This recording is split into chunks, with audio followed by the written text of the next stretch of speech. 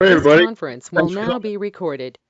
to our goal-setting meeting today at April 22nd, 2024, 4/22/2024. Kelly, would you like to call the roll, please? Commissioner Ayla, Here. Commissioner Hutchins, Here. Commissioner Cassidy, Here. and Mayor Pugh. Here. All right, let's stand for the pledge. I pledge Allegiance to the flag of the United States of America and to the republic for which it stands, one nation, under God, indivisible, with liberty and justice for all. All right, see the agenda before you. Are there any additions, deletions, or modifications to the agenda? All right, hearing none, does someone care to make a motion to approve the agenda? Can we elaborate on the carryover goals? Because I went back to last year's meeting. When we get to it? Sure. Okay. All right. You So wanna make a moved. motion? So moved. There's a second? Second. All right, motion second, any other discussion? Hearing none, all those in favor signify by saying aye. Aye. Motion carries. All right, discussion items, FY '24 carryover goals update. Lynn, do you want to take the update? I will take the updates. Fantastic. All right, security updates. As you've probably seen around town, the town hall, we've got the new camera system up and the new door security, as well as the new security on dispatch where they can lock it overnight. Since the dispatcher is the only person in the building by themselves most of the time, and the officers are on the streets, and then you use an intercom to get in, so it's still easily accessible. Street lighting, as you know, we are working with FP&L on the conversion. The conversion of 154 of the lights, everything but Ocean Avenue should be done this fall. They said they anticipated the materials being in around August and they would start the swap out. The engineer is working on the required lighting review for the ones on East Ocean Avenue. And I am meeting early next week with one of the Boynton individuals to talk about the lights on the bridge. They are applying for a federal grant. So I will talk to them about those street lights. That would cover all of the street lights in town. The electronic permitting, that is moving forward. It did take longer to get out of the Tyler contract, as you remember, than we wanted. So until we were out of that, I couldn't sign the agreement with the new contract. But right now we are scheduled for implementation of the new system in December. It will be a big change. The building official and inspectors will be able to pull up all the information on their tablets out in the field and input pass or fail or any comments on the inspections in the field that will be automatically uploaded to the cloud. And Lynn, do they use that system? Our building inspector works with other communities, right? Do they use that system in other places too? They don't use this system, but they use a similar system. So they're used to using a system like right, and there are other communities in Palm Beach County that are using the system that we're going to. So it'll be a positive improvement. Will anyone be able to go on and actually search the permit history on a property by the property address? Yes. Be able to search all of the history, either within the system, getting as much data as we can converted, or through Laserfish by address as well, for anything that's historical, all the stuff that was in that back room, that'll all be in Laserfish. Okay. And then the employee training, cross training, that's making sure that, especially on the administration side, that the positions there are cross trained. So if Jean's gone, we've got somebody that can do payroll. So that if Kelly's gone, Trina knows everything she needs to do, including all the minutes, things like that. As well as making sure that everybody's up on their certifications. Lindsay needs to take some hours for her building clerk certification. Kelly and Trina both have to maintain their certifications. I maintain my certifications. Making sure that Billy and our new employee Tyler have all the necessary trainings that they need, especially as it relates to hurricanes, including the ISO stuff. So once Tyler gets a little more comfortable and familiar with things, we'll have him start taking some of the basic ISO FEMA trainings to make sure that he's ready for that. So that's what we've got in the carryover goals. Did you have any other questions? I just had some questions, speaking of carryover, based on what we talked about a year ago. We did have, under capital improvements, infrastructure, we talked about septic to sewer, and I can bring this up at the workshop with P&Z, but I think we should talk about reinstating a septic to sewer committee and potentially meeting with FGUA and exploring other possibilities, just to have, kind of be positioned to move forward instead of just kind of waiting for something to happen. I know that. And that's what I talked about during the budget process Yeah. last year, about moving forward with getting the preliminary design done so that when we're ready, we've got the design done and we can apply for the grants and move things quicker. I'm very open to putting that on the goals, so. Okay. Yeah, another thing that was on the list last year were the public beach crossovers. And, you know, the way, when you look on PAPA, all of the public beach crossovers, there's no PCN number associated with any of them. But I did speak to somebody actually in the GIS mapping department, and I wanted to know specifically about the crossover at Fayette. And that's actually, he looked up, he looked it up on the plat map. And at the dune, it's called, the street name is Walk. And he said there is no ownership associated with that. It is a public road for public use per the plat. And I know that that gate there was never permitted. So it was not permitted. Kelly confirmed that for me. Are you talking about the gate on the dune or the On the gate? dune. Okay. Yeah. So I think we need to address that. It kind of just keeps going along and, you know. For some reason, I always thought when people talked about the Fayette gate, they were talking about the one at the end of Fayette Street. No, I'm not even aware that there is one I there. thought they But put- they put a locked gate at the dune Okay. for preventing beach access. And it is a road for public use. And just another question about the building permit software. This is the BS&A that was in the budget last year. And the Yes. budget, so it's not going to be a budgeted item this year because we've already collected that money. Right, it'll be encumbered over into the next year. Okay. And then another thing that we had on the carryover was fiscal year 2023-24 events. And we increased our budget for events for the public. I think it was from 9,000 to 16,000 last year. And I know that you had the town manager luncheon, but other than that, we haven't really planned any town events. So I would like to see us take that money and use it next year to have some kind of event for town, like a fall, whether it's a fall festival or something here at town hall. So For the something other than light the lights. Yeah, in addition to. So maybe some goals around resident engagement. Yeah. So that we think, more broadly than just a specific event, something like that maybe. And you mentioned a joint meeting with P&Z Mhm. and us. I thought at the last meeting, we decided we weren't going to have that. No, we moved it to May because Okay. we're doing the Oh, new appointments date. at the May Okay, meeting. Okay. Well, we were going to discuss that today, about Okay. not having a joint meeting.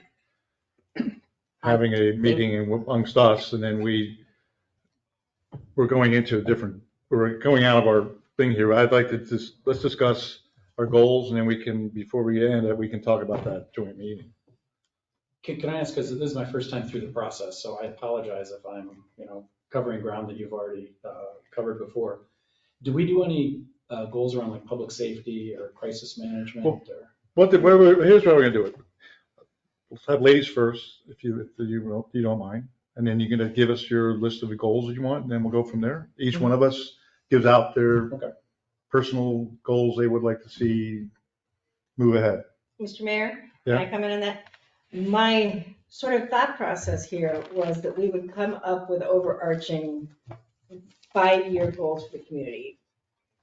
Greater resident engagement, something like that. And then we can also put smaller objectives under those goals so that the staff know, okay, in the next year, you want us to plan an additional event besides Light the Lights.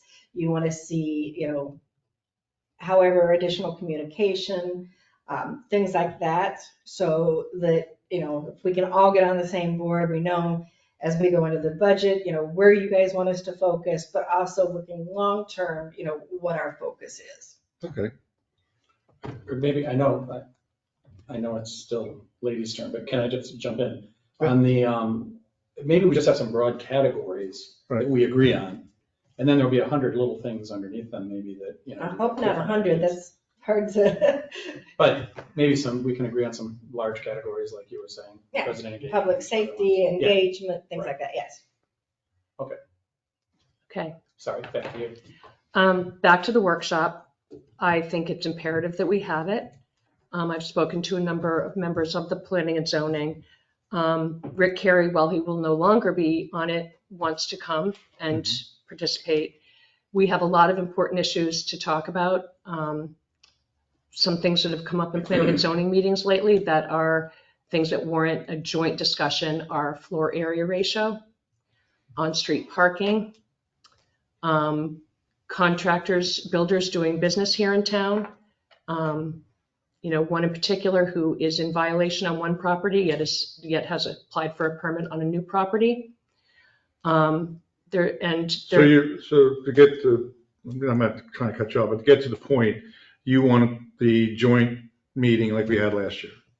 Yes. And what is, can I just ask, because I wasn't able to be there, what do we accomplish with that? What's the end product? We're trying to do? collaborating on what goals we have as a community and how to best pursue them, instead of planning and zoning talking about what has to be done and we talk about what has to be done and there being no conversation. It's, passing it back and forth from one to another. It takes a much longer time for things to get done. And as we saw with, the coastal ordinances that we straightened out last year, I just think it would be a really good exercise. It's one morning to get together with the other board, public forum, and discuss about issues that are important. So did they come to that meeting, the planning commission, did they come to that meeting with a kind of a menu of things that they We've think all we need to submitted address? agenda items to Lynn. Yeah. And there's no formal agenda yet, but there's a long list. Right. And we sit at a table. It's not like a dais and public can attend. And the output of it is an agreed list of things we're gonna Priorities. address the Direction next that year. the planning and zoning to work on, different things that the commission would like them to work on, or that have come up that, they want the commission to tell them whether they want it worked on or not. If, may I speak? Mhm. At that time, I was on planning and zoning. I believe I was the vice chairman. I didn't feel like we got very much done. It was nice that we all got together. I believe the meeting between the two groups ended and it then became a commission meeting. So all of us that were on P&Z just sat back and watched. I think that recollection is correct, but it's nice to get together. It's just we didn't do much, in my mind. See, I'm gonna say, Maybe we can do more. I'm on the same page. We was there last year and we talked about a lot of stuff, but nothing got accomplished. So I think we're going, in my opinion, it's the commission who makes the decisions on what to give to the planning and zoning, and the planning and zoning takes it and then they research it and then they come back to us with their recommendation. Now, that doesn't mean that if the planning and zoning has their own ideas, that when we have our meeting, we can't look at their ideas and say, well, that's a good one, let's add that one to the list of what we want to look at. But I think it's incumbent upon the commissioners to direct the planning and zoning on what we want them to look at and come back to us at. Okay, well, I've been going to the planning and zoning meetings and I can tell you that this is an important issue. Floor area ratio builders in town. And if you're not going to those meetings, you wouldn't know that. So how are we as a commission to give direction to planning and zoning when we're not aware as a group of what that has been brought before them? So my point is that if we're all together as a group, all of this is on the table and open for discussion. I don't understand the resistance. Well, I just honestly. think it's backwards. We went, when we did the planning and zoning meeting together, again, we accomplished zero got accomplished at that meeting. Nothing got accomplished. There was arguing going on. It was poorly run, and it literally got nothing accomplished for 2 hours. We argued back and forth amongst each other, planning and zoning and the commissioners. It was a different commission at the time. Wow. It was a different planning and zoning. Okay, but it's still a joint meeting. If you want to have a joint, I mean, if you really want to have a joint meeting to discuss the issues and not make any plans, okay, but to me, it's kind of a waste of time. I mean, if the planning and zoning has seen if there are problems, there's 2 ways that they can accomplish those problems: to give them to the town manager, number one, and the building official. Town manager brings them up in her report. I mean, she's the person that runs the town. So if the planning and zoning has a problem with, hey, we got a problem with the floor area ratio, then shouldn't the building official be in that meeting? And if there's a problem with it, should then not go from the building official to the town manager, and the town manager bring it to the commission to make a discussion about it? I'm saying, aren't we kind of usurping the whole purpose of our whole way the government works? I mean, that's why you have her in a meeting. That's why you have the building official in a meeting. But now we're going to have a joint meeting and we're going to assess, oh, this is what we want to do. And okay, now here, you're just going to give it to us and now we're going to do it. I think it's backwards. I think if you have information that you need to be changed, and it's very important that it be changed, that's her job to bring it to us. Okay, but for example, the issue with a builder who's in violation of filing for a new permit, I talked to Christy about that. That has to be an ordinance. That has to be via an ordinance change to the code. You're talking about the And- one on 115? 113. Okay, well, let's really, if you want to go into, let's go into that. I got a complaint from a resident about that. I checked on it and nothing had been done about it. In fact, He went before the magistrate. you're usurping my story, because what happens is, this is before even the special magistrate. It went to the special magistrate because I talked to Lynn and I said, Lynn, what's going on in this property? Nobody had a clue what's going on in the property. We then instructed Christie to write him a letter and say, you've got 30 days to come into compliance, and then you go into the special magistrate. That's how it got there, because somebody made a complaint and we checked on it. Well, I checked on it. But the thing about it is that guy now has 6 months till August, 5 months. and to bring it into compliance. However, the previous building official gave me okay to start without even the permit. So we're kind of caught between a rock and a hard place a little bit. But he still, at this point, has the amount of time he's got to get that property. Otherwise, he's going to have to level it all out and sod it. But that's how we got to that point. So it And had now- nothing to now do, he's it had applying nothing for to another do. permit. And I think the biggest problem we had was, we have a code enforcement, and I talked to the chief about this, and why wasn't that brought up? Why wasn't anybody looking at that? It's been going on for 6, 7, 8, 9, 2 years, whatever it is. It's the responsibility of the staff to bring that to the attention of the commission, or the attention of the town manager, or the town manager to look at it. But if you have something that's been sitting out there and it's 6 feet high over the road and blowing sand all over the place, and the fence is falling down, there's all kinds of crap. There's got to be a mechanism, and we have a mechanism in this town to take care of that, but just nobody did it. That was the problem. And that's not going to be solved by planning and zoning. That's solved by the staff doing their job. So that's why I'm not. So what I'm hearing is you're not in favor of having a workshop. You think it's a waste of time. And then I will just continue to go to planning and zoning meetings and bring issues to Lynn, and we'll work it out. I also think the planning and zoning should bring issues to, Dave, you were in planning and zoning. When you had a major issue, did you bring it to Lynn or the building official? And they do, at that point, that's what their job is to do, is take care of it. Because then it comes to us to do if there's a final decision to be made. But if it's something where the planning and zoning, the floor area ratio needs to be changed because there's a glitch in it, well, that'd be something that would have to be worked between, again, the building official and the town manager and planning and zoning, figure out how to do that. Then they bring it to the town commission, who then, as a group, makes a decision on what to do. I mean, you're kind of, you're trying to make the town commission and the planning and zoning all one big group, and they're not, and there's completely Can I ask separate a question? things. Do most of these issues present themselves through, I would think that they would present themselves through real world problems or issues that come up and then work their way up to the planning and zoning commission and then work their way up to us. I don't know that I could add a lot of value if we had a joint meeting. I'm not going to come in with, initial thinking on changes that we should make in planning and zoning, but I would be informed by what I'm told, through the process that we've got in place right now. And I don't know if that's working or not working, but there's no reason why planning and zoning can't report to us, right? If they say, hey, we got a big floor ratio issue, then we address it. I guess. In an ideal world, the permit process works. They bring it to the staff, correct? The staff looks it over and they make a decision whether they can go forward. Planning and zoning, historically, all we really did was we looked at what was being built, and we would look at things that were pretty easy to pick out. It was a problem to figure out plumbing because none of us had any expertise on it, so we had to rely on the town. But we would look at setbacks, easy to figure those out. Design, eventually we had an architectural design committee, which I really was not entirely in favor of, because then that started giving P&Z power that really I thought rested with the town commission.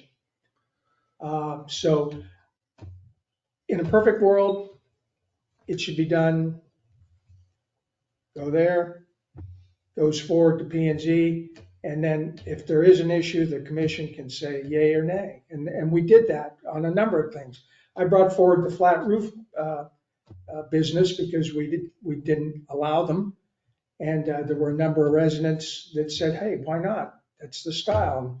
I came forward to this commission when I was on P&Z and said, can we talk about it? Then the commission gave P&Z the authority to move forward and develop some rules and regulations for flat roofs, which may or may not be totally complete yet. I don't know, but that's the way it was supposed to work. Well, I just want to be clear that I want to have a discussion. Don't get me wrong. It's not like I don't want to have a discussion on the changes that when we made, especially the building department. I got a list as long as this piece of paper, of things I want to see changed. It's just that I think that we should discuss it between the commissioners and then give what we would like, just almost like this goal list. These are the things we want the planning and zoning to look at and to go with. And then we hand it down to them and they come back with their recommendation. So my point is though, that you don't know the intricacies of what they're looking at unless you're going to these meetings and hearing what's before them. And they are an advisory board to us. Therefore, it's inappropriate for us to stand up and say anything at those meetings. So a workshop would provide the opportunity for an exchange of ideas and concerns. But eventually they're still advising us. So it's almost, okay, so I'm getting advice at the workshop and then I'm getting another advice again at a meeting. It's Carolyn, the same meeting. I'm just confused. I'm trying to figure out the problem we're trying to solve. Why can't the planning and zoning commission just report to us the issues that they're having trouble with or that they need us to resolve? Is that a broken channel or something? Well, before it was that? before, because if you asked a question of the planning and zoning to look at something, the response was, we're not looking at it unless we're directed by the commission to do so. But we're not the ones seeing the submission for, plan review. So there is a broken point in the communication, and that's what this would help to solve. But I feel like I'm a lone wolf here on this, so I'll just keep going to the meetings and talking to them individually if you don't want to have a workshop. Well, I want to have a workshop between the commissioners. I mean, I want to keep it on that date and have the workshop. It's just that I think that the joint workshop is going to be, it's just an unnecessary exercise because whatever issues that they have, it should follow exactly the way it's supposed to follow. If you have an issue, like you were saying, the intricacies of that issue, well, the intricacies of that issue have to be solved through the building department and through the town manager. And at that point, if it's a issue of having to change an ordinance, that in turn then comes to the commission to change the ordinance. And the ordinance would have to be first drafted by the town attorney. Mm-hmm. So all that would have to happen And then Lynn presents it to us, and then we make that decision. The building official does not go to the P and Z meetings. Well, So That's- that's, maybe we have to change I that. think we should. Oh, the building official doesn't No. go to the. And another, one of the laws, that bills that was put forward this year that the state legislature approved and Senate, it's now on the governor's desk, is that there's going to be a requirement that all building permits you have to review and issue a permit within 30 days. And that doesn't happen right now. Well, I think let that's me, for let me adjust specific that. size cities. It's not by city. Thought it was I don't think by so. I read specific- through it. Well, you have to understand the permitting process. Yes, they have to do it within 30 days. However, what happens is the paperwork, and cities are very good at, and I'm not disparaging cities, but I do permits every single week, many, many, many permits. And if you have one piece of paper that's not right, guess what? Well, That it's not boom complete, so it starts doesn't start it back over again. It starts it back over again. So the legislature can say anything they want to say. But a way that a city operates through a permit, most of the time when you put in a permit, not most of the time, I would say at least 50% of the time, there's something that may not be right on the permitting process of how it didn't get in there. So unless your permit was perfect, which is very rare, then it could, right now, there's already a statute on the books about having to pull a permit out when you put it in there. That's already been on the books for a while.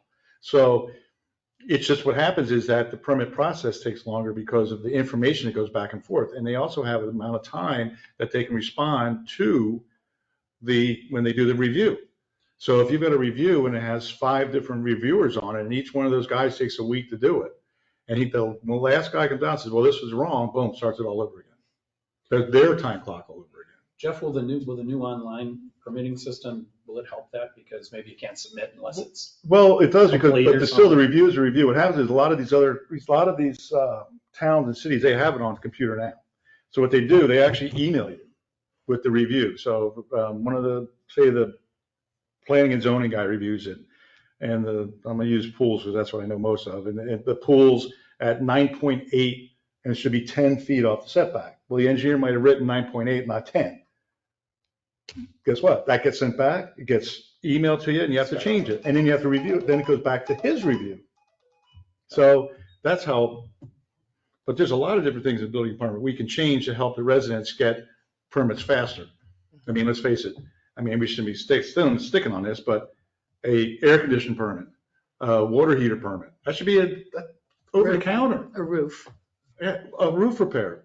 Instead, we have a book that's this thick that you got to sign on every single paper and initial the bottom, and it's crazy paperwork. There's no reason we should have the staff doing that. None. So But one of our goals could be, let's That's- streamline that process. Well, that would be that's why I was thinking of when we do the commission meeting regarding the workshop. That's one of the things I wanted to go over on the workshop with us.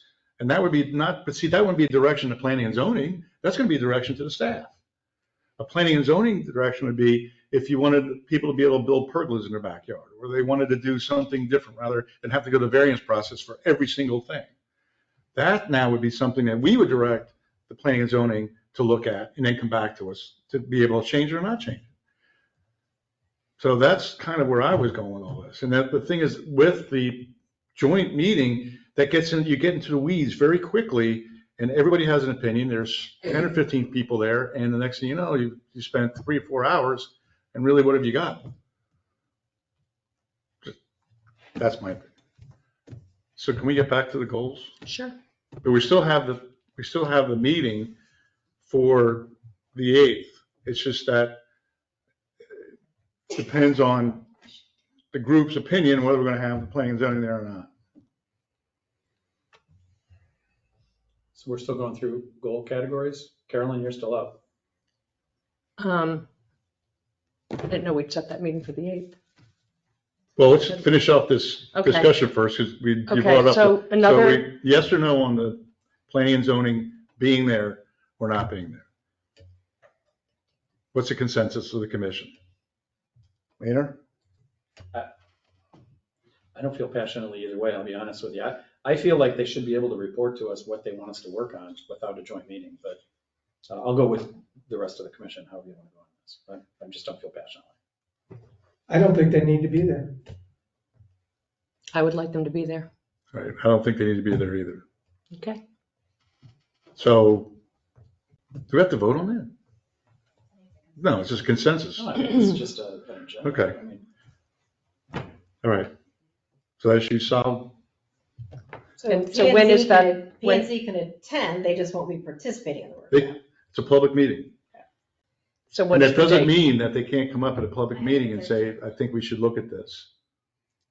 You know, We had it on the 13th, that's what I thought. Yeah. is it At 10 13th or the a.m. 8th? It's Monday, the 13th. It's a week after our next meeting. 5/13. All right. You're gonna start your 5-year or 1 year? I hadn't I didn't break mine separated them either. into 5 and 1 year. I think, kind of given that we are hopeful about a grant, the FCT grant, and it comes with some conditions.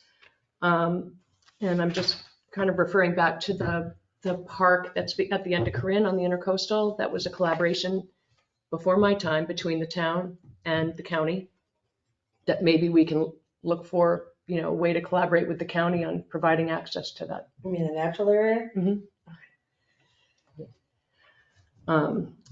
And just to look for more opportunities to collaborate with neighboring communities and the county on projects. One thing in particular, another piece of legislation that was approved is regarding mobility fees or impact fees. So when Boynton Beach has a contractor, for example, building the apartment building on the other side of Wilbright, that developer has to pay impact fees to the city. Those impact fees are supposed to be used to study and provide solutions for any impact on transportation, for example, traffic. And, thinking through during the legislative process, oh, well, this doesn't really affect Ocean Ridge because we don't have big development going on and such impact fees. It does affect us because if they don't address it properly, then we are affected, such as the congestion over on Federal and Wilbright. And there's going to be a lot more on near Ocean Avenue. So I think just having more communication with Boynton Beach on the impact of their proposed development and how, where do those impact fees, my understanding is some of them were going to the county and then the county could do whatever they wanted with the money. And it didn't necessarily go to addressing the problem. But I just think we need to be preemptive in working with them to understand that they are addressing the traffic impacts. So could you go back to the first one? So you want to build like a boardwalk out to it? Eventually, No, that's a pretty good idea. So yeah, because the county did that part. Then we traded. Remember what we did? Did we Mary give Kate, them did we some- trade something for that property on Corinne? Didn't, there was a mitigation or something and I forget about the mangroves. Yeah. Anyway, but that would be a good idea. did they have to mitigate? Khalil knows about it, he was already involved. All right, so I'm sorry to interrupt. And that's okay. And then, this was the time, this is the time last year we started talking about grant opportunities. So you and I can discuss that with Ryan. That was kind of it. So what I'm hearing is perhaps we should have some park recreation goals for existing public properties, Mhm. like Linear Park, the natural area, our crossovers. And I know that there are people in the community who would love to be involved in those conversations too. And it would be good to think about it like that, like a category rather than, each little one, because, they might impact each other. We might say, if we're doing this one, we don't have to do the other one or whatever. I think it's a great idea.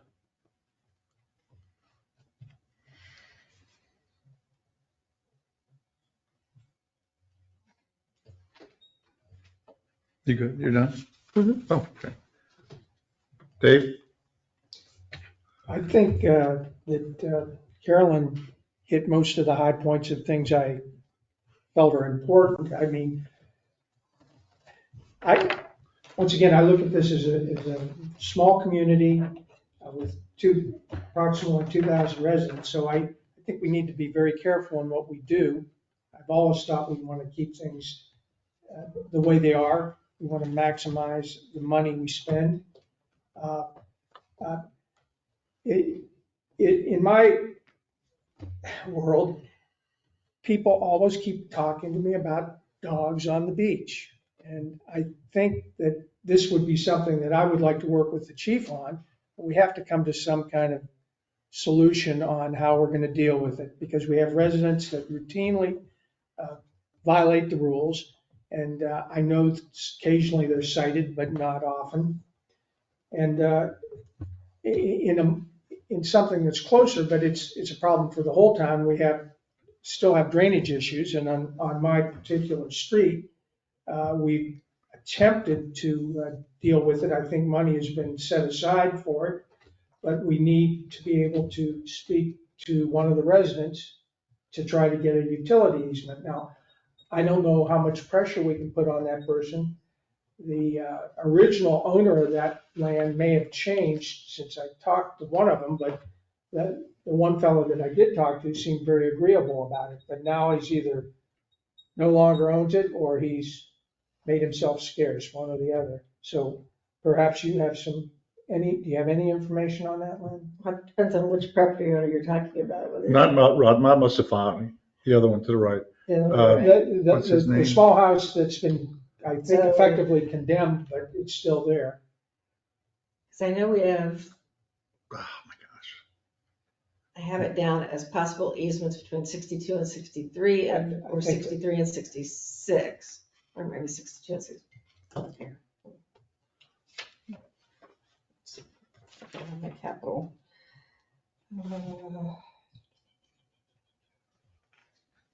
No, I just have it listed as easement needed. Well, Chrissy knows which one it is, because she's gonna send letters to each one of them, and, because at some point, it's affecting the entire street with the flooding.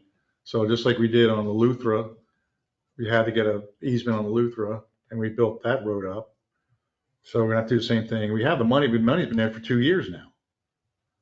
So, anyway, I'm sorry to interrupt you, Dave. That's all I had to add. Just see if we can take care of Harbor Drive North. Okay. Me? Yeah, if you want. Pardon me?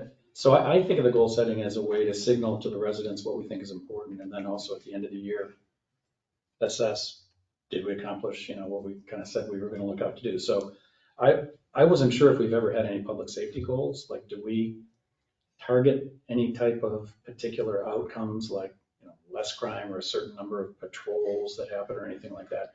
I don't know, I'm asking that question, but I guess it wouldn't be outlandish for us to think about, if we want to get better at whatever we're doing around public safety. That's a good one, 'cause you're stealing one of mine. To basically increase the level of service for the police department, which means unfreezing positions, getting new positions, making sure that they have enough people on the road. Because, we sometimes, you don't want to put it out in public, but, we're supposed to have a certain amount of people on the road at all times and one here in the coverage office. that we're wanting to have. And let's face it, right now, our staff's a little low. So maybe there's a way increasing the to- level of public service is huge. People I think- mentioned to me that they see fewer police, less of a police presence on Old Ocean, particularly in the busy season. And Adams, people go too fast on Adams.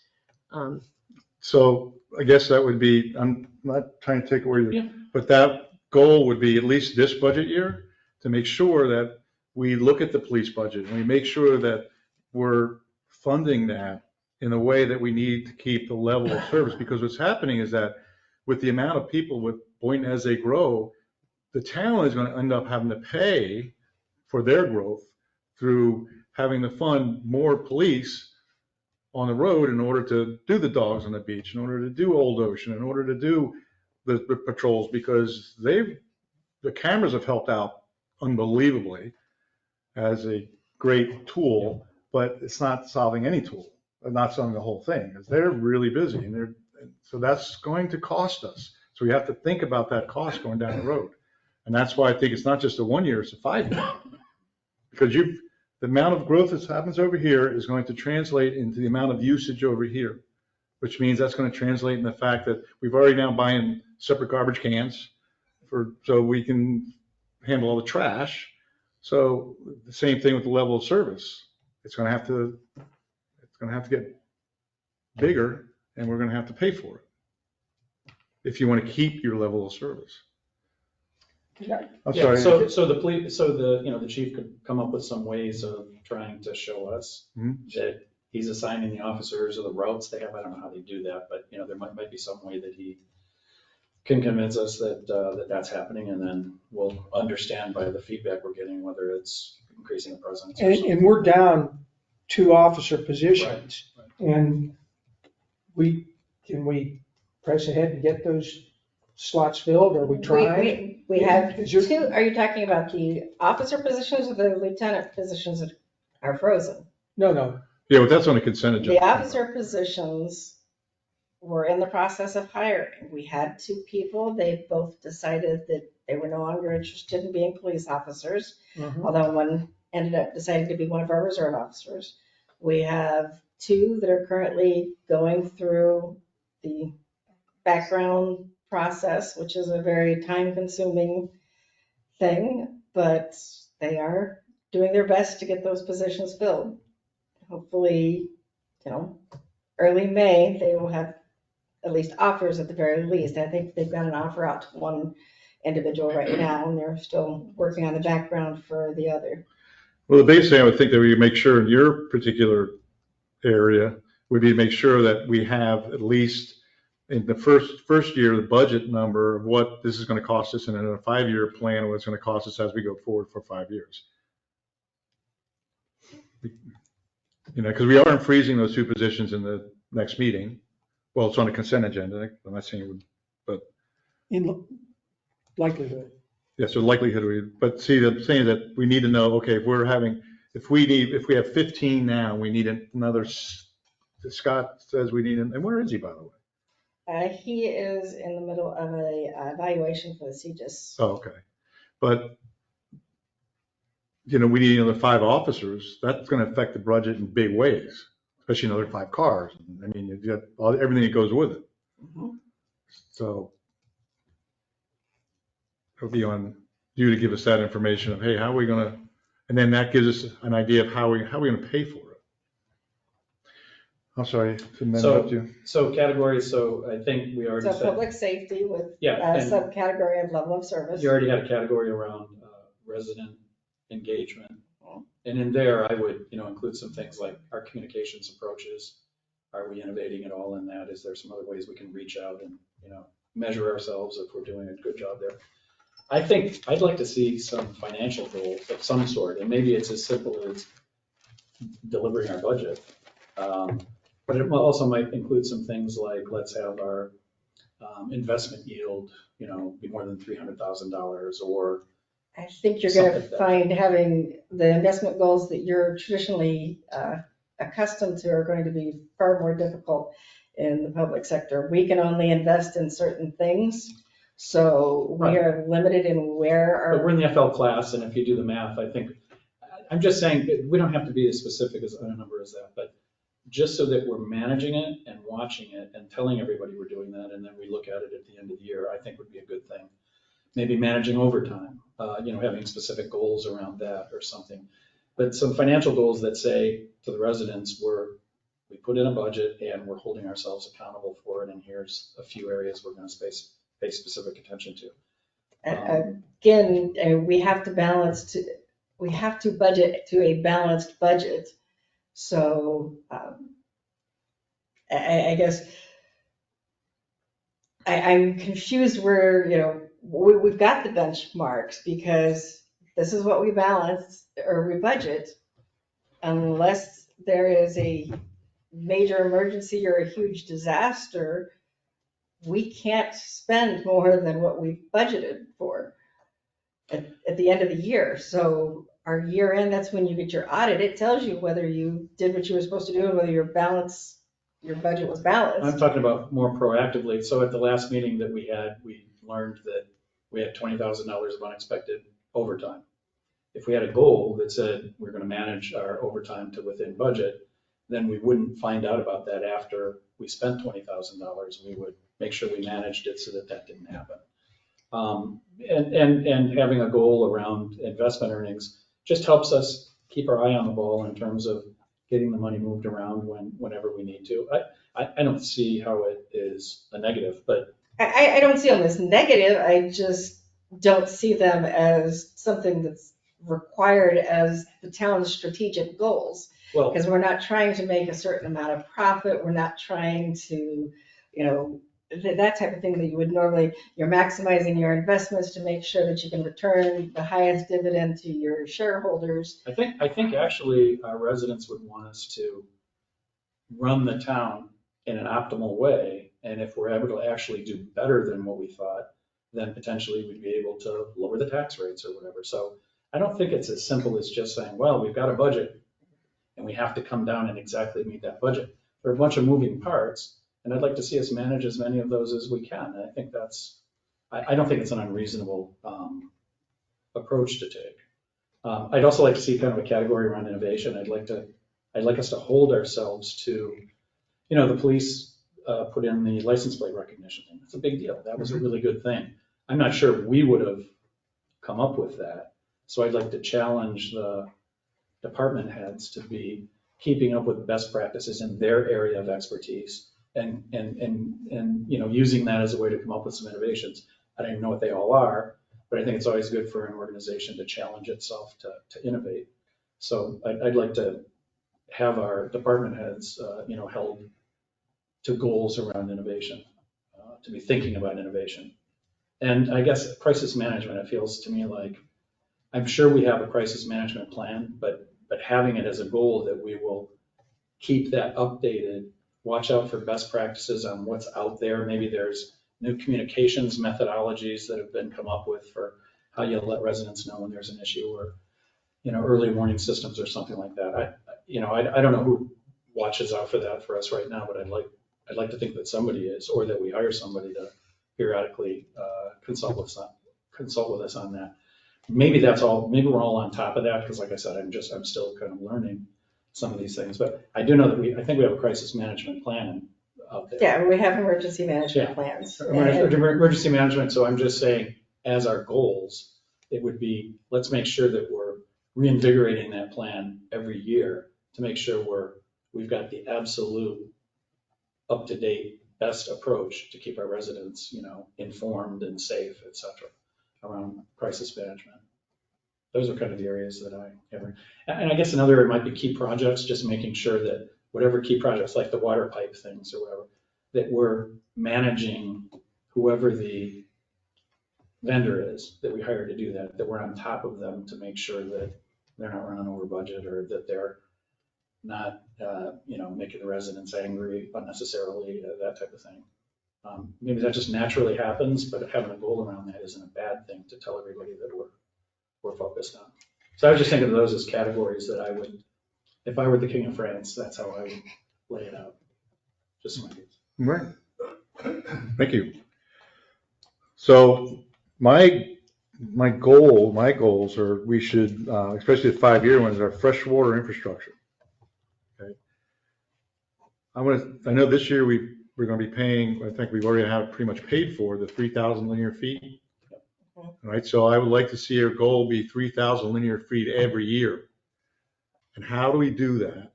Because if you got 70,000 linear feet, it's going to take us a long time, but at least we have a goal to do at least 3,000 linear feet for the next 5 years. If we can get to a point where we can get grants for that, maybe we can do 3 times that in 1 year. But I think setting a goal of doing that water line, not just, whenever something breaks, but actually start like we do paving.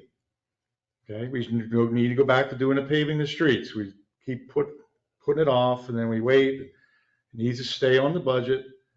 But the same with the water, though. The water has to be part of our main goal, especially for this year. We already pretty much covered it, but next year and the next 5 years, 5-year goal, you have to make sure we put in the budget a way to cover the costs of at least 3,000 linear feet of line. Jeff, I think that's a great idea. And is there a way, I know, like, I'm involved with a golf course where it's the same kind of deal. We've got really old pipes that are past their useful life. But not all pipes are equally important. There are some areas where, so if you were doing 3,000 feet, it might not, it sounds like, oh, we're only doing 3,000 out of 70,000, but maybe if you do the right 3,000, you're really extending the life because some of the pipes don't get as much stress, but junctions and stuff.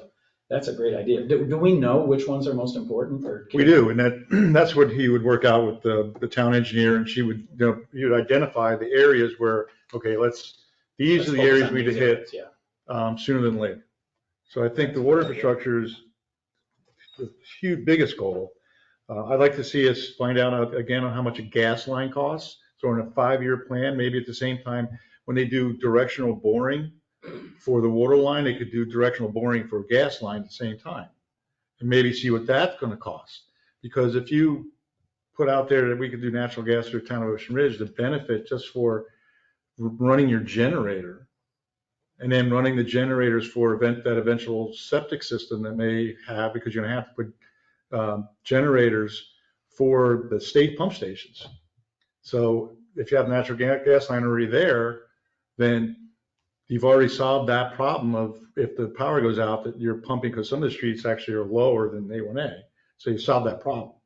So why not, let's look into that, see how much that costs. And if we can somehow work that in next couple of years, that'd be fantastic. I mean, of course, the folks would have to hook up from the gas line to their homes themselves, but at least we would have that line there. And like I say, with the directional boring, we can do it at the same time as doing the water lines, might help out a lot. I remember talking to Lisa Pepe about this. Can't the gas line go in the right of way? Oh, I yeah. don't think it Yeah. And they did, you see when they did them in Alapane, they had a machine that was on the side of the road and had that big roll of like orange pipe. That's the gas line. And they directional bore it straight through. And it's really, it's a very easy and quick way to do it. And reduce the cost a lot from digging up the whole dang street and all the asphalt. So anyway, that's one of my things. And then the paving, we need to return to the paving. That's a 1-year goal. We already talked about the level of service with the police department. I think that's a huge one because we're going to be dealing with that more and more every year. I also want to see if we can increase our cash reserves. And I think the only way to do that is to increase the value of our property. Because if you increase the value of the property, which is going up anyway, but if you're able to increase the value of the property through proper planning and zoning and proper use of your property, you're increasing the amount of money that the town gets through taxes, which in turn means you're not having to raise taxes to cover all these things that we have to fix. So I think the planning and zoning thing is very important in that particular case, because if you are able to do something that you're able to increase the value of your property through common sense building, then it helps the town to be able to pay for all these different things that we want to do. So that's my other thing. And I think, what was the land, gas, the water? Septic to sewer. Oh, the last thing was we have to maintain, and you said it, the parks and everything else. Because the one over there, the Woolbright and A1A, it's loaded with invasive stuff. We haven't cleaned that out in 10 years. The detention. And retention, well, it looks like a retention pond. It looks nasty. I mean, you come up, the silver buttonwoods are all grown out. I mean, it needs to be cleaned up. And we should have that on a regular basis. Somebody needs to go in there. If you actually walk down in there, it's inundated with invasive species, and that's not what it's supposed to be. So it needs to be cleaned up. That's the kind of thing that needs to be done. It needs to be cleaned up. The signs going into town, you make sure there's no algae on them. I mean, all this kind of stuff is maintenance, but we have to make sure it's in the budget to maintain it. Because what's the cost on cleaning out that? Just over 15,000. 15 grand to clean it all out, to cut all that stuff out of there. That's a lot of money, but if we haven't done it in 10 years, and if we've been doing it on a regular basis, Doesn't cost. it would have not cost us maybe $15,000 to do it now. So They maintain the sidewalks, which you normally do. By the way, how can we get, I know FDOT had that thing about, they can't get the contractor in here fast enough to do the sidewalks that get broken. I thought they were in last week. Yeah, they did a bunch of them. But there's got to be a way, and this is not on a goal thing, I mean, this is what the planning and zoning way, is to hold contractors accountable when they're building a home or they're building whatever they do about those sidewalks. Because every time they break the sidewalk, nobody knows, then it's incumbent upon the town to call FDOT. FDOT makes a big fuss about getting out there. They take forever, and you have people complaining that the sidewalks are broken. And if we can create a way of making sure that if your house is being built and you have to cross a sidewalk, that in order to get your permit, you have to take a picture of the sidewalk and include it with your permit. So that way, if it's broken, a building official goes out there and they say, oh, no, it was broken. No, it's not. Here's a picture when you get the permit. And they're responsible for fixing the And then sidewalk. maybe when they're complete, there's an exit. Well, yeah, and your it final- completes the file and says, hey, you got to fix the damage. Absolutely. That's like on the final inspection, the building official goes out there and he looks at it and he says, hey, the sidewalk's busted. You got to put everything back to the condition it was in before you. But I mean, I know I'm getting way off my I know, 1 year, I'm just 5 year goal. laughing because you mentioned, everybody mentioned earlier, streamlining the building permitting process, that you're But a wanting to picture add that- a process. Yeah, but that's, come on, That's not, Lynn. that's not. If I'm building a house and it's building over a sidewalk, I can take a picture of the sidewalk and make sure that on my final building, I go out there and Mike or one of the other guys goes out there and he looks at it and that's part of their checklist. Oh, sidewalk's good, because that's that. So that's not increasing anything except the time it takes for a guy to take a picture and print it out and give it to us as part of the permit package. And that's I think that's value add onerous for the one bit. residents. I mean, that's a value add thing. All right. But as a goal, any more goals? One other goals too we have to think of is building maintenance. Because in the last few years, we've been all of a sudden, oh, we need a new carpet. Well, don't we know there's a certain amount of time the carpet goes bad?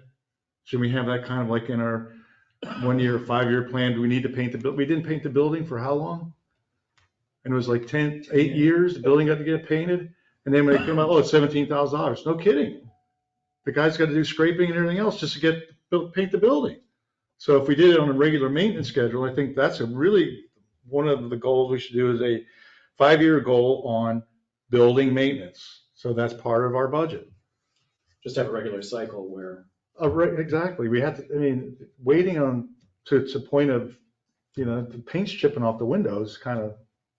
That's the way we've handled almost all expenditures in this town. Wait until it's really It's broken. reactionary, yeah. Yeah, it's very Reactionary, yeah. And one last one, Lynn. Making sure that the fire hydrants, I know we redid them all just when Hal was here, but that needs to be on a regular maintenance schedule because the town of West Virginia is responsible for their fire hydrants. And, to not maintain those and just, oh, you go to turn on, it doesn't work, and my house is burning down. So yeah, that should be another, I don't know really how much they should be checked, but they should be checked at least 1 year or every 2 years, Technically, hydrants and valves are supposed to be exercised once a year. once a year. Can we put that on our goal too? Lynn, do we have a list of all of our assets like that, kind of catalogs everything that we are responsible for in the town? Yes. Okay. So we could use that as the basis for scheduling, maintenance. It's not like somebody has to go out and create that list. It's there somewhere. Some of the stuff you don't have to maintain, but some of it you do. And we can say this was every 3rd year, this is every 2nd year. Yeah, I mean, but that's kind of a thing that the town staff needs to do and put on their account, whatever it takes to do that. But the town commission needs to make sure we approve in the budget that cost in order to do that. Okay? There was one other, Yeah, I can't think of anything else off the top of my head. there was one other item that I wasn't sure how it worked and I didn't know if it should be something in goals, but they're building that new building next to the OSHA Club, the big building. And I know. They haven't submitted anything yet. Right. So I'm wondering, should there be an approach that we take that's a little more proactive than waiting until, maybe we already do this, but it's more proactive than waiting until they submit a permit or a plan to be kind of understanding what they're thinking about and sensing amongst us whether we like the direction that's going, so we can kind of get out in front of it if we feel like we don't like it, or is that just way off? That's what the base? zoning code and the land development code are for, to set out those parameters for them to design and build to. So you're They saying haven't- as long as it meets the code, then, Exactly. They haven't asked for any, but then it still has to go through planning and zoning. And they haven't even asked for a pre-planning meeting. We haven't seen anything, right? I know. Yeah, for a project like this, it would have to go planning, zoning, and it has to go to town commission for approvals. because I know, I mean, I was at the Ocean Club annual meeting and they're talking about, I mean, they already have plans. I mean, they know what they want to do. I know it hasn't been approved yet. It hasn't But- been submitted. I know, but I'm just saying, it's out there, so it'd kind of be nice not to be surprised, but whatever, I guess that's the way it works. We have to wait until they pop it on us. Okay, public comment? Can I, one more thing that Sure. I forgot to mention. Crosswalks. Would there be any, could we look into getting a crosswalk at Anna Street? That is such a heavily crossed area. It's everybody at Pelican Cove. Anyone from the north who's going to Old Ocean crosses right at Anna Street. And you just have I to agree, stand there and actually. wait. And sometimes people are 100%. nice and stop. Other times, other people don't see someone stop Yeah. and then they slam on the People brakes. It's darting just, across and, Yeah. And that one's definitely, it's, Anna it's, Street is it's a definitely. very heavily, Yeah, I tried to stop, but nobody else stopped. But the thing is, remember on those new crosswalks though, they have to have that flashing light well, and. Porter Street doesn't have a light. I know, but that was, we did that when they were, when the one time FDOT, in fact, that was in the old, what's his name? Before this new place was built, where what happened, the FDOT was coming, you remember that? FDOT was coming through and they said, you guys want anything else to do on this thing? And I said, yeah, I want to put a crosswalk at Porter. And they said, where else? I said, here, here, here. And the chief at that time, he wasn't for it because he said you couldn't see him coming around the corner. I said, everybody's got to kind of they got to run across. So FDOT put all those in. And at that time, all you needed was that sign that we keep replacing. That, how much does this cost us anyway? 400, Really? according to Billy, 400. According to $400. Salem, But at Grand Colony, they were 200. it's worth every penny. You know, being able to cross the street without, you still have to watch the people do anything. But I think that other one, but the new ones, What do the flashing light ones cost? Are they way more they're, well, To put in full hawk signal that he's talking about. we did at Crown County. What's that cost? Was 15 grand? How much? The one at Crown Colony, it Yeah. doesn't have the flashing lights, but it was 15,000. But when you start putting in the flashing, what they call a hawk signal, yeah, they're upwards of $2,000 with all the electronics, because they put sensors in the road and. But we should, if you want to, that's a good thing that you look, could you look into that? That would Because I really think be- Anna Street is because you see those people, they always try Who to. decides about a crosswalk? Is that up to us, or do we have to get? Well, we apply to FDOT and FDOT says yay or nay, and then we pay for it. And sometimes we have to get our legislators. Yeah, sometimes, yeah. So before we go to public comment, here's what I have as the goals, high level and the review. So Parks and Rec, we want to create and enhance sort of a program for those, including maintenance of all the public areas. Stormwater drainage, continue to work to get the easements and all the projects with that. Public safety, focusing on level of service, and then also the crosswalk at Anna Street, because it's a public safety issue. Resident engagement, update our communications and events. Then you've got innovation, have, each department make sure that they're up on the best practices and innovating with new things that are coming out. Maintain our emergency management and review annually. We probably want to review that with the county annually. Water distribution improvements, the ARPA line, putting in place an annual improvement project, and hydrants and valves, making sure they get exercised. Natural gas distribution system, road paving, and then facility maintenance, interior and exterior. So those are kind of the categories and some of the sub things that we've talked about underneath. There- And police there was department. Yeah, that's public safety. Yeah. Okay. So I There said was level one of that service. Jeff had around a goal towards streamlining unnecessary. They were gonna do that when we do the, when we do that planning and zoning discussion. Oh, we I'd like can to do put it it then, in but the goals. it also would go under like innovation. Should go into goals. Innovation. Goals specifically around that. I think that's a real big deal that would, I think, make residents pretty happy. And I might have missed what you said, but you're gonna look into pricing out natural gas lines. Yeah, the natural gas Yeah, distribution okay. system. You So that's said- what I've got. you said the All right. acronym I was- Does that sound like enough then? Oh, that's 10 high-level goals with sub-goals, so I just, yeah.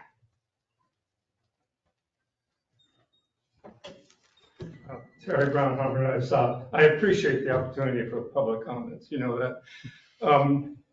I wondered if we could, David mentioned dogs on the beach, if we could get a sign similar to the one at Beachway that says, no dogs allowed, $25 minimum fine at Porter Street. Because we have people that park their cars, park their beach buses from over the bridge and go running off to the beach with their dogs. I think that sign has slowed down a lot of dogs on the beach. And it's during turtle season right now. So you don't want them on the beach ever. But it's just a small sign I'm asking about. No, I also Actually, Terry, think, I was gonna bring that up at the commission meeting Yeah. in May, putting them at all the public crosswalks. You're gonna. I was going all to, of yes. I was going to request from the commission permission to put one up at all the public Okay. crosswalks. You And know, increase if you the also indicated some additional sign that said sea turtle nesting season or whatever, that would slow them down. The other thing I wanted to bring up is the town, the vision of the town. You know, I've lived here 33 years. A lot of people like to see me exit, but that'll happen a few years more down the line. But we're looking at the planning and zoning. David was on planning and zoning for years. These structures are too big looking. There's not enough landscape. I know the Coastal Star did an article about Boca and Delray trying to reduce the size of the structure on the lot. And I know you have to manipulate a lot of things in the code, the coverage of the lot itself, the floor area ratio, the height. I mean, the one that got rejected, not actually rejected the other day, they delayed it and told them to come back and try to do some changes to the height of the windows and that sort of thing. So if we can look at what we want the town to look like 5 or 10 years from now, do we want Boca boxes, McMansions? I know you say if they meet the code, they can put it in there. yeah, we did a lot of work on that code too. You know what, But I know, Gulfstream is, but the other places are looking at it. I mean, people are getting sick and tired of looking at these things, metal roofs, concrete and stucco with some windows. I mean, that's what we have all over. And there's no imagination, not enough landscaping, the wrong kind of landscaping. And you know, the planet's burning up. They keep saying every month it's hotter than the year before. More landscape, the more trees, the cooler it's going to be, and more carbon dioxide you're taking from the air. I know today's Earth Day. That's right. Thank you. Thank you. you know, Gulfstream is doing a massing study right now on new construction, kind of looking at the code as a whole because of just that concern. That wasn't my logo, Boca boxes. That was from someone from the audience. They used to call Okay. the people who lived in Boca, Boca babes. Is he living in a Boca box? Mary Lemon, 2 Harbor Drive North. I know Terry hates my metal roof. I just want to comment that I like Jeff's idea about budgeting for the freshwater delivery in town and getting out ahead of that. And I think the same thing needs to be done for the flooding. I know we've been in a dry spell, which is why I suspect it didn't come up a lot in this discussion. But a month from now, we're going to have a big rain, and all of a sudden, everybody's going to be talking about flooding again. And we have some neighborhoods in town, and you know where they are, and they flood all the time. Why don't we get out ahead of it, set some money out, and then you can tell those people whose yards flood 5 to 6 times a year that, well, we've got this money, we're going to start doing it, instead of saying, oh, we've got a plan, but we have just never budgeted for it. Yeah, that's to your point. Don't we have a budget for replacing the valves and cleaning out the lines on the street drains? We've got a $250,000, and if it doesn't get cut from the governor's budget, another $250,000 from the state for the water valves, yes. But when I talk about the annual, just like you exercise the hydrants every year and flush them, you're supposed to exercise the valves as well throughout your system every year, at least once. Well, you add on that, to Mary Kate's point, the checking the valves that lead from the street drainage to the intercoastal, because what happens is they get occluded with barnacles and they stay open. So when we get the king tides, the place floods out. Yeah, and there's drains in some of those easements Mhm. as well. And those easements, I'm gonna just stress, are really important because it gives you the opportunity to do drainage like we did on Anna Street, which has worked really well. And Thompson, that thing works Yeah. great. Right. So I think it's just important to budget for that and get out ahead of it so that you don't just all of a sudden have people who are so far have not had water in their houses, but it's gonna happen very soon if we don't get out ahead of it. Thank you. Is there anyone left? Any comment? Come on, Christine. Come on. I'm just glad we dressed alike. Okay. All right. Day is far then. Any other discussion? There, you have all the information you need? I do. Thank you, everyone, and we'll see you May 1st or whatever. Sixth. Second? 6th. May 6th. 6th. Yeah, unless you come to the art show, that's May 2nd. I'm definitely coming to our show. Meeting adjourned. Thank you. Thanks.